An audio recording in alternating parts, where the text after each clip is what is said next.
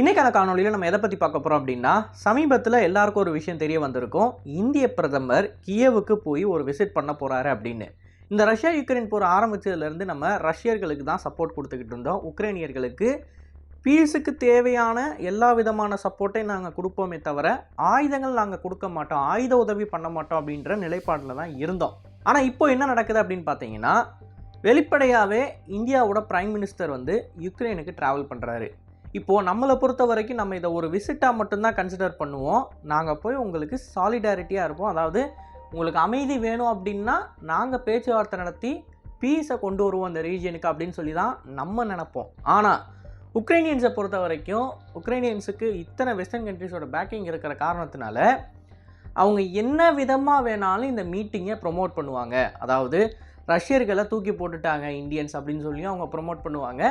And நான் ஏன் இந்த மாதிரி சொல்கிறேன் அப்படின்னா, ரஷ்ய அதிபரான புட்டின் அவர்களை கட்டி பிடிச்சதுக்கே ஜெலன்ஸ்கி வந்து ஓப்பனாகவே அவர் வாயால் ஒரு கில்லரை போய் கட்டி பிடிக்கிறீங்களே அப்படின்ற மாதிரி பேசினவங்க. அண்ட் அது மட்டும் இல்லாமல் இந்தியாவை வந்து முட்டாள்கள், அறிவில்லாதவங்க, அதனால தான் அவங்க ரஷ்யாவுக்கு சப்போர்ட் பண்ணுறாங்கன்னு சொல்லி யுக்ரைனில் இருக்கிற முக்கியமான சில ஃபாரின் மினிஸ்ட்ரியில் இருக்கிற அதிகாரிகளே பேசியிருக்காங்க. ஸோ இப்படிப்பட்ட கடுமையான வார்த்தை சொற்கள் எல்லாத்தையுமே பேசுகிற உக்ரைனியன்ஸ் கண்டிப்பாக நம்ம அங்கே போய் விசிட் பண்ணோம் அப்படின்னா இது அவங்களுக்கு சாதகமாக ரஷ்யர்களை வெறுப்பேற்றுறதுக்கு பயன்படுத்த அதிக வாய்ப்புகள் இருக்குது. இது இப்படி இருக்கிறப்ப நம்ம ஏன் அவங்கள போய் பார்க்கணும்? இதுக்கு பின்னாடி இருக்கக்கூடிய அரசியல் என்ன அப்படின்றது தான் தெளிவாக இந்த காணொலியில் பார்க்க போகிறோம். நான் உங்கள் ஆகாஷ், தமிழ் பொக்கிஷம் வழங்கும் டிபி டிஃபென்ஸ். டிபி டிஃபென்ஸ் அப்படின்றது ஆயுதங்களை பற்றி பேசக்கூடிய ஒரு சேனலாக இருக்கிற காரணத்தினால இந்த ஒரு மீட்டிங்கில் இந்தியாவுக்கு தேவைப்படக்கூடிய மிலிட்டரி ப்ரொக்யூர்மெண்ட்டை எப்படி நம்ம பண்ண போகிறோன்ற அந்த பாலிடிக்ஸ் தான் பார்க்க போகிறோம். ஸோ நம்மளோட ஃபோக்கஸ் அப்படின்றது இந்தியன் மிலிட்டரி எக்யூப்மெண்ட்டை பூர்த்தி செய்யக்கூடிய அந்த பாலிடிக்ஸ் சம்மந்தப்பட்டது. ஃபஸ்ட்டு அமெரிக்கன் ஜெட் என்ஜின்ஸ்லேருந்து ஆரம்பிக்கலாம். F404 அப்படின்னு சொல்லி ஒரு என்ஜின் இருக்குது. இந்த என்ஜினை தான் நம்ம தேஜஸுக்கு பவர் பண்ணுறதுக்கு பயன்படுத்த போகிறோம். ஜெனரல் எலக்ட்ரிக் அப்படின்னு சொல்லக்கூடிய இந்த நிறுவனம், GE ஏரோஸ்பேஸ்ன்னு சொல்லுவாங்க, இந்த கம்பெனி சரியான நேரத்தில் இந்த என்ஜினை நமக்கு கொடுக்கல. 50% கெப்பாசிட்டியில் தான் அவங்க நமக்கு என்ஜின்ஸை கொடுத்துக்கிட்டு இருக்காங்க. அதாவது 10 என்ஜின் வர வேண்டிய இடத்துல 5 என்ஜின் தான் வந்துக்கிட்டு இருக்குது. இப்போது இதை அட்ரஸ் பண்ணுற விதமாக ஜெனரல் எலக்ட்ரிக் என்ன சொல்லியிருந்தாங்க, கடந்த மாதம் நாங்கள் இந்துஸ்தான் ஏரோநாட்டிக்கல் லிமிட்டடோட பேசி இந்த விஷயங்களை சீக்கிரம் சார்ட் அவுட் பண்ணிடுறோம். எங்களுக்கு என்ஜின் உபகரணங்களை தயாரிக்கக்கூடிய சில ஏரோஸ்பேஸ் பார்ட்ஸ், டைட்டானியமாக இருக்கலாம், இல்லை காம்போசிட் மெட்டீரியல்ஸாக இருக்கலாம், இதெல்லாம் வரதில் சில பிரச்சனைகள் இருக்குது அப்படின்னு சொல்கிறாங்க. ஏன் இதெல்லாம் வரதில் பிரச்சனை இருக்குது அப்படின்னா, ரஷ்யா மற்றும் சீனா தான் ஏரோஸ்பேஸ் இண்டஸ்ட்ரிக்கு தேவையான சில முக்கியமான காம்பனன்ட்ஸை எக்ஸ்போர்ட் பண்ணுறதுல நம்பர் 1 இருக்குது. அதுலேயும் குறிப்பாக ரஷ்யா தான் டைட்டானியம் அப்படின்னு சொல்லக்கூடிய இந்த முக்கியமான பொருளை எக்ஸ்போர்ட் பண்ணிக்கிட்டு இருக்கு. இந்த SR-71 பிளாக்பேர்டை செய்கிறதுக்கு கூட சோவியத் யூனியன்லேருந்து டைட்டானியம் வாங்கி தான் அமெரிக்கன்ஸ் பண்ணி முடித்தாங்க. ஸோ அப்படிப்பட்ட கிரிட்டிக்கலான ஏவியேஷன் எக்யூப்மெண்ட் எல்லாமே, அதாவது ரா மெட்டீரியலாக இந்த 2 நாடுகள் கிட்டேருந்து மட்டும்தான் கிடைக்குது. பட் அந்த ரா மெட்டீரியலில் ஃபேக்ட்ரியில் வச்சு ரெடி பண்ணி அதை பார்ட்ஸாக கன்வெர்ட் பண்ணுறது யார் அப்படின்னு பார்த்தீங்கன்னா வெஸ்டர்ன் கண்ட்ரிஸ் தான். ஸோ இப்போதைக்கு ரஷ்யாவில் இருக்கிற ஏவியேஷன் நீங்கள் எடுத்து பார்த்தீங்க, civil aviation and military aviation ரெண்டுத்தையுமே நீங்கள் மிக்ஸ்டாக பார்த்தீங்கன்னா கூட அவங்களுக்கு ஏரோஸ்பேஸ் இண்டஸ்ட்ரியில் இருக்கக்கூடிய அந்த பாகங்கள், உதிரி பாகங்கள், என்ஜினோட பார்ட்ஸாக இருக்கலாம், இல்லை விங்ஸோட பார்ட்ஸாக இருக்கலாம், இப்படி முக்கியமான சில பாகங்கள்லாம் அவங்களுக்கு கிடைக்காம ரஷ்யன் பப்ளிக் ஏவியேஷனே வந்து ரொம்ப மோசமான நிலைமையில் ரன் ஆகிக்கிட்டு இருக்குது. அதாவது அவங்க இதுக்கு முன்னாடி வச்சுருக்கக்கூடிய உள்நாட்டில் இருக்கிற அமெரிக்கன் ஏர்க்ராஃப்ட்ஸ் எல்லாத்தையுமே 2ஆக பிரித்து இப்போ ஒரு 10 ஏர்க்ராஃப்ட் இருக்குது அப்படின்னா அதை 15 ஏர்க்ராஃப்ட்டு 5 ஏர்க்ராஃப்டாக பிரித்து இந்த 15 ஏர்க்ராஃப்டை ரன் பண்ண வைக்கிறதுக்கு தேவையான பார்ட்ஸை இந்த 5 ஏர்க்ராஃப்ட்லேருந்து உருவி கொடுக்குறாங்க. ஸோ இந்த மாதிரியான ஒரு சிச்சுவேஷனை ரஷ்யன் ஏவியேஷன் ஃபேஸ் பண்ணிக்கிட்டு இருக்குது. இன்னொரு பக்கம் வெஸ்டர்ன் ஏவியேஷன் என்ன ஃபேஸ் பண்ணுது அப்படின்னா, இந்த பார்ட்ஸு, இந்த ஏர்க்ராஃப்ட் என்ஜின்ஸு இதெல்லாம் மேனுஃபேக்சர் பண்ணுறதுக்கு தேவையான அந்த ரா மெட்டீரியல் அப்படின்றது ரஷ்யா மற்றும் சீனா கிட்டேருந்து தான் வருதுன்றப்ப அதில் ஒரு சப்ளை செயின் இஷ்யூ இருக்குது அப்படின்றத இந்த வெஸ்டர்ன் கண்ட்ரிஸ் ஃபேஸ் பண்ணுது. ஸோ சாங்ஷன்ஸ் அப்படின்றது வந்து 2 சைடுமே ஒரு பெரிய முட்டுக்கட்டையாக தான் வந்து நிற்கிது. பட் இதனால் இப்போதைக்கு பாதிப்படைஞ்சிருக்கிறது யார் அப்படின்னு பார்த்தீங்கன்னா, 2 கேட்டான நடுவில் இருக்கிற சில யூரோப்பியன் நேஷன்ஸ் அப்புறம் யூகேவும் தான். பட் அது வேறு டாப்பிக்கு. ஏவியேஷன் செக்டாரை பொறுத்த வரைக்கும் ஜெனரல் எலக்ட்ரிக் என்ன சொல்கிறாங்க, சில முக்கியமான க்ரூஷியல் ரா மெட்டீரியல் எங்களுக்கு வரலை, அது ரஷ்யா மற்றும் சீனா கிட்டேருந்து தான் வருது, அதனால் எங்களுக்கு டிலே ஆகுது அப்படின்னு அவங்க சொல்கிறாங்க. இப்போது F404 தான் நம்ம நம்பி இருக்கோம். F404 இருந்தால் மட்டும்தான் தேஜஸ் விமானங்களை நம்மளோட இந்திய விமானப்படைக்கு கொடுக்க முடியும். ஏற்கனவே இந்திய விமானப்படை வந்து கெடு கொடுத்துருக்காங்க. இந்த விமானப்படை மட்டும் இல்லை, MODயும் ஒரு கெடு கொடுத்துருக்காங்க. கொடுத்து அடுத்த வருஷத்துக்குள்ளே நீங்கள் எல்லாத்தையுமே ஷார்ட் அவுட் பண்ணி இந்த 25 விமானங்களை நீங்கள் டெலிவர் பண்ணி ஆகணும் அப்படின்னு. ஆனால் HAL நிறுவனத்துக்கு என்ஜின் வந்தால் தானே அவங்க டெலிவர் பண்ண முடியும். ஸோ இந்த ஒரு குறிப்பிட்ட பிரச்சனையை சார்ட் அவுட் பண்ணுறதற்காண்டி கூட நம்ம கியவுக்கு போகலாம், வெஸ்டர்ன் கண்ட்ரிஸை ப்ளீஸ் பண்ணுறதுக்காண்டி. ஏன்னா நம்மளோட எலெக்ஷன்ஸ் முடிஞ்சு நம்ம நாட்டோட தலைவர் பண்ண மொதல் விசிட்டே ரஷ்யா தான். ஸோ வெஸ்டர்ன் கண்ட்ரீஸ்லாம் கண்டிப்பாக காண்டாக இருப்பாங்க. வெஸ்டர்ன் கண்ட்ரீஸில் இருக்கிற சில லா மேக்கர்ஸ் என்ன பண்ணுவாங்க அப்படின்னா, இங்கே பாருங்கள், அவங்க ஜெயித்த உடனே வேலையாக ரஷ்யாவை தான் போய் பார்த்துருக்காங்க. ஸோ நம்ம ரஷ்யாவுக்கு எதிராக இருக்கிறப்ப இவங்க ரஷ்யாவுக்கு இவ்வளோ தூரம் ஆதரவாக இருக்கிறது சரி கிடையாது. ஸோ இந்தியாவுக்கு இந்த ஆயுதங்களை கொடுக்கக்கூடாது அப்படின்னு அமெரிக்காவில் இருக்கிற சில லா மேக்கர்ஸ் வந்து முடிவு பண்ணி அதுக்கு சம்மந்தமாக காய்கள் நகர்த்துறப்ப இது நமக்கு ஒரு பின்னடைவாக இருக்கும். அதனால் அந்த குறிப்பிட்ட நபர்களை ப்ளீஸ் பண்ணுற மாதிரி நம்ம இந்த விசிட்டை பண்ணுறதுக்கு அதிக வாய்ப்புகள் இருக்குது. என்ஜின் மட்டும்தானான்னு கேட்டிங்கன்னா கிடையாது, நிறைய விஷயங்கள் இருக்குது. F404 தாண்டி F414 என்ஜின் இருக்குது, அதற்காண்டி நம்ம இந்த விசிட்டை பண்ணலாம். கூடுதலாக யுக்ரைன் மட்டுமே இந்தியாவுக்கு நிறைய ஆயுதங்களை சப்ளை பண்ணிக்கிட்டு இருக்கு. ஆயுதங்கள் அப்படின்னு சொல்கிறப்ப ரஷ்யர்கள் மாதிரி ஏவுகணைகள், துப்பாக்கிகள், ஃபைட்டர் ஜெட்ஸ்ன்னு கிடையாது. வார்ஷிப்புக்கு தேவையான என்ஜின்ஸை மேனுஃபேக்சர் பண்ணி அனுப்பிக்கிட்டு இருக்கு. கேஸ் டர்பைன் என்ஜின் அப்படின்னு சொல்லக்கூடிய ஒரு என்ஜின் இருக்குது. அந்த என்ஜினை வச்சு தான் நீங்கள் கப்பலை நகர்த்த முடியும். ஸோ அதை கொடுக்கறது யார் அப்படின்னு பார்த்தீங்கன்னா கியவில் இருக்கக்கூடிய ஒரு நிறுவனம் தான். இந்த போர் ஆரம்பித்ததுலேருந்து நம்மளோட வார்ஷிப்ஸில் இருக்கக்கூடிய முக்கால்வாசி என்ஜின்களுக்கு சப்ளை செயின் பிரச்சனை வந்திருக்கு. ஏன்னா எல்லாமே உங்களுக்கு யுக்ரைன்லேருந்து தான் வந்திருக்கு.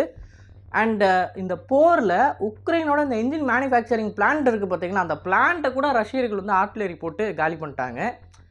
இப்போது இவ்வளவு தூரம் பிரச்சனை நடக்குது அப்படின்றப்ப, நம்ம ரஷ்யர்களுக்கு இவ்வளவு தூரம் ஆதரவாக இருக்கோம் அப்படின்றப்ப, யுக்ரைனியர்கள் டக்குன்னு வந்து நாங்கள் இந்த கேஸ் டர்பைன் என்ஜின் உங்களுக்கு கொடுக்க முடியாது அப்படின்னு சொல்லிட்டாங்கன்னா, நிறைய வார்ஷிப்பை நம்மளால் எடுத்துகிட்டு கொண்டு போக முடியாது, அப்படியே போர்ட்டில் போட வேண்டியது தான்.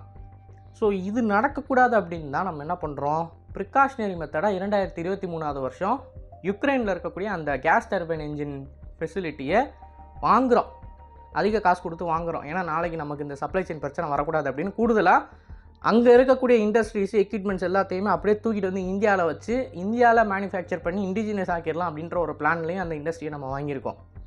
கியவ் வந்து நமக்கு பேட்டில் ஷிப் என்ஜின்ஸ் மட்டும்தான் கொடுக்குறாங்கன்னு கேட்டிங்கன்னா அதுவும் கிடையாது. அதை தாண்டி ஆண்டனோ அப்படின்னு சொல்லி ஒரு டிரான்ஸ்போர்ட் ஏர்க்ராஃப்ட் இருக்குது, சோவியத் யூனியன் கிட்டேருந்து நம்ம வாங்கியிருக்கோம், AN-32 அப்படின்ற ஒரு பிளாட்ஃபார்மு. இது நம்மளோட இந்திய விமானப்படையோட ஒர்க் காஸ் அப்படின்னு சொல்கிறாங்க. நான் வந்து ஏரோ இந்தியாவில் பார்த்தப்போ கூட 10 நிமிஷத்துக்கு ஒருக்கா ஒரு AN-32 வந்து டேக் ஆஃப் ஆகிக்கிட்டு இருக்கும், அந்த அளவுக்கு அதிகமாக பயன்படுத்துகிறோம்.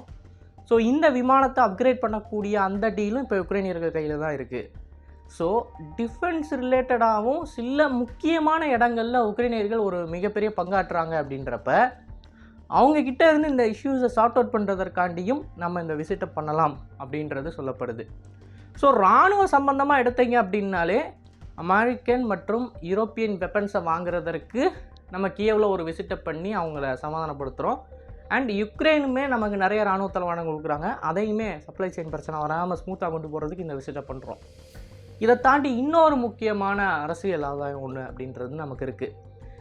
நம்ம கூட நம்மளோட பார்டரில் பிரச்சனை பண்ணிக்கிட்டு இருக்கிற சீனா அப்படின்ற ஒரு கண்ட்ரி இருக்குது. இந்த கண்ட்ரியோட ரஷ்ய அதிபரான விளாடிமிர் புட்டின் அவர்கள் ரொம்ப க்ளோஸாக இருக்கார், ரஷ்யன்ஸுமே ரொம்ப க்ளோஸாக இருக்காங்க. ஸ்ட்ராட்டஜிக் டைஸ் அப்படின்னு சொல்லக்கூடியது ஆல் டைம் ஹையில் இருக்குது.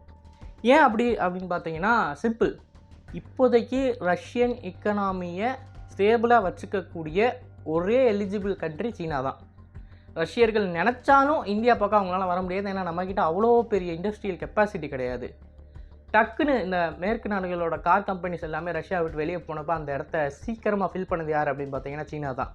ஆனால் நம்மளால் அந்தளவுக்கு சீக்கிரமாக ஃபில் பண்ண முடியாது, என்ன தான் நம்மக்கிட்ட குவாலிட்டியான கார்ஸ் இருந்தாலும். ஸோ இந்த மாதிரி ஒவ்வொரு இண்டஸ்ட்ரியிலையுமே சீனர்கள்கிட்ட இருக்கக்கூடிய அந்த ஹியூஜ் கெப்பாசிட்டியின் காரணமாக ரஷ்யர்களுக்கு தேவையான அந்த ஒரு புஷ்ஷை வந்து கொடுத்துருக்காங்க சாங்ஷனில்.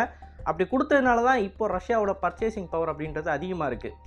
இப்போ இந்த வாரின் காரணமாக ரஷ்யர்கள் அவங்க மக்களை மொபிலைஸ் பண்ணி அங்கே இருக்கக்கூடிய இண்டஸ்ட்ரீஸை மொபிலைஸ் பண்ணி சேலரியை அதிகமாக அவங்களோட எக்கனாமியில் பம்ப் பண்ணாலும் அட் எண்ட் ஆஃப் த டே ஒரு சாமானியன் அவனோட சேலரியை செலவு பண்ணுறதுக்கு ஸ்டார்பக்ஸோ, KFCயோ, இல்லை பர்கர் கிங்கோ, இல்லை ஒரு யூரோப்பியன் கார் மேக்கர் ஃபாக்ஸ்வாகன் குரூப்போ இருக்கணும் அங்கே.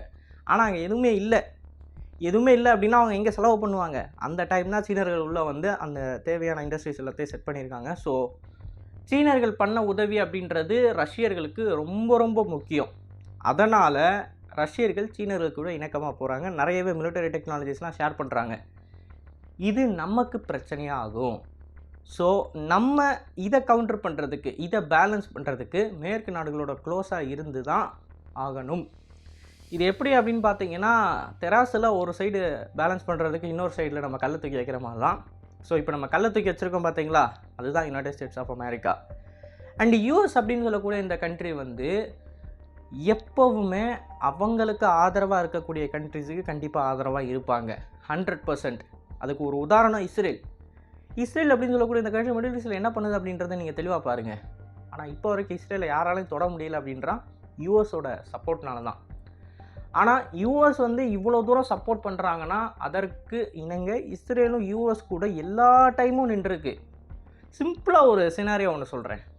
ஈரான் அப்படின்னு சொல்லக்கூடிய ஒரு நியூக்ளியர் ரியாக்டர், இந்த நியூக்ளியர் ரியாக்டருக்கு அந்த சென்ட்ரிஃபியூக் மிஷின் இருக்குது பார்த்தீங்களா, அந்த சென்ட்ரிஃபியூக் மிஷினை வந்து அதில் ஒரு கம்ப்யூட்டர் பக்கை போட்டு அந்த சென்ட்ரிஃபியூக் மிஷினை வந்து ப்ராப்பராக வேலை செய்ய விடாமல் தடுத்தா இரானியர்கள் இந்த நியூக்ளியர் கேப்பபிளான ஒரு புளுட்டோனியமை கொண்டு வரதுக்கு சில வருஷங்கள் ஆயிரும். ஸோ அந்த பக்கை வந்து அந்த பிளான்ட்டில் போய் போடுறதுக்கு யார் 2 பேர் ஆப்ரேஷன் பண்ணுறாங்கன்னா இஸ்ரேலும் அமெரிக்காவும் சேர்ந்து தான் ஆப்ரேஷன் பண்ணுறாங்க. ஆனால் இது ஒரு டைமில் வெளியே லீக் ஆயிடுச்சு. லீக் ஆகி இந்த மாதிரி ஒரு பக்கை வந்து ஈரானியன் நியூக்ளியர் ஃபெசிலிட்டியில் அமெரிக்கா போட்டாங்க. அப்படின்றப்ப அமெரிக்கன்ஸ் என்ன சொன்னாங்க அப்படின்னா இஸ்ரேலை கை காமிச்சாங்க. இஸ்ரேலும் ஆமாங்க நான் தான் போட்டேன் அப்படின்னு சொல்லி இந்த பழியை ஏற்றுக்கிட்டாங்க. ஸோ இந்த மாதிரி அமெரிக்கன்ஸ் பண்ணுற தப்புக்கு நிறைய தடவை இஸ்ரேல் பழி ஏற்றிருக்காங்க. ஸோ அந்த அளவுக்கு இஸ்ரேல் அமெரிக்காவுக்கு நிறைய விஷயங்களை பண்ணதுனால தான் அமெரிக்கா இப்போது இஸ்ரேலுக்கு இவ்வளோ பண்ணிக்கிட்டு இருக்காங்க. ஸோ இதே மாதிரி அமெரிக்கா நம்மக்கிட்ட இருந்து என்ன எதிர்பார்ப்பாங்க அப்படின்னா, எனக்கு ஆப்கானிஸ்தானை கண்ட்ரோல் பண்ணணும், மிடில் ஈஸ்ட்டை கண்ட்ரோல் பண்ணணும், நான் அதுக்கு பயன்படுத்துகிற ஒரு லான்ச் பேடு தான் பாகிஸ்தான். இந்த கண்ட்ரி கூட நீ பிரச்சனை பண்ணாமல் இருந்த அப்படின்னா நம்மக்குள்ளே இணக்கமாக இருந்துக்கலாம் அப்படின்னு சொல்லி அமெரிக்கா சொல்லுவாங்க ஃபஸ்ட்டு கண்டிஷனாக. ஆனால் அப்படி நம்ம இவங்க கூட பிரச்சனை பண்ணாமல் இருந்தோம் அப்படின்னா இவங்க நமக்கு என்ன பதிலுக்கு கொடுப்பாங்க, அங்கங்கே கொண்டு வைப்பாங்க, பார்டரில் பிரச்சனை பண்ணுவாங்க. ஸோ இவங்களை பொறுத்த வரைக்கும் இவங்க நினைக்கணும், அதாவது இவங்க செய்யணும் அப்படின்னு சொல்லக்கூடிய காரியங்களுக்கு நம்ம உதவிகரமாக இருந்தோம் அப்படின்னா தான் நமக்கு தேவையான உதவி வரும். நம்ம போய் இவங்ககிட்ட பேச முடியாது, இல்லை இது எனக்கு செட் ஆகாது, இப்படிப்பட்ட ஒரு கண்ட்ரி கூட நான் நல்லா ரிலேஷன்ஷிப்பில் இருக்க முடியாது, ஆர் இப்படிப்பட்ட கண்ட்ரி வட்ட பண்ணக்கூடிய விஷயங்கள் எல்லாத்துக்கும் நான் பொறுத்து போக முடியாது, நான் பதிலடி கொடுக்கணும் அப்படின்லாம் நம்ம பேச முடியாது.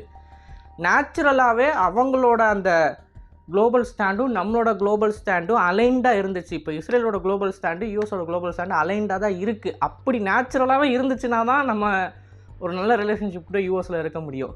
பட் அப்படி இருக்கான்னு கேட்டிங்கன்னா இல்லை. அதனால தான் நம்ம யூஎஸோட ரஷ்யா மாதிரி ஒரு ரிலேஷன்ஷிப்பை இப்போ வரைக்கும் மெயின்டைன் பண்ண முடியல. ஃப்யூச்சரில் மெயின்டைன் பண்ணுவோமா அப்படின்னு கேட்டிங்கனாலும் மிகப்பெரிய கேள்விக்குறி தான். ஸோ அமெரிக்கன்ஸை ஒரு பேலன்ஸ் ஆஃப் ஆக்ட் மாதிரி பயன்படுத்திக்கிட்டு தூக்கி போடுறது தான் நமக்கு நல்லது. ரொம்ப டீப்பாக அவங்க கூட ரிலேஷன்ஷிப்லையோ இல்லை டிஃபென்ஸ் டைஸ்லையோ போனோம் அப்படின்னா அது நமக்கு தான் பிரச்சனை ஆகும். அண்ட் இந்த கியவ் விசிட்டுக்குமே இதுதான் காரணம்.